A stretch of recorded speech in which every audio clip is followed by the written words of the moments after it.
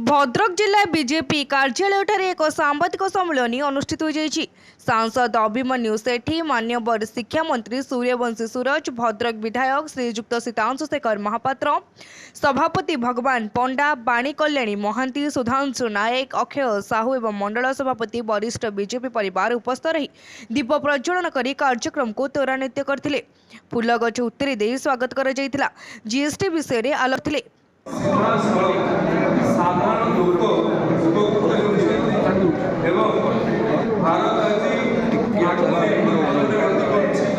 स्वदेशी पथरे गति समावेशिता तथा अंतर्भुक्तिकरण को गुरुत्व ये जीएसटी 2.0 भारत निर्मित सामग्री भारत डिमांड भारत चाहिदा मेटाइबार सहायक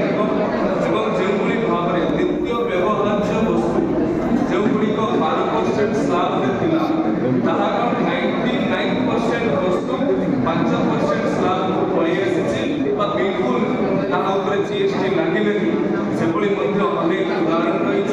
एही अवसर रे भारतीय जनता पार्टी भद्रक जिला मान्यवर सांसद को उपस्थित रे मान्यवर विधायक को उपस्थित रे जिला सभापति आयोजन रे एवं समस्त वरीय कार्यकर्ता मंडल सभापति समस्त कार्यकर्ता आज हृदय सहित नरेंद्र मोदी जी को धन्यवाद ज्ञापन कर दूरदर्शी नेतृत्व कारण भारत केवल विश्व गुरु में परिणत होगा जाऊँगी अर्थनैतिक सर्वशक्तिशाली राष्ट्र में 2047 मसीह परिणत हो।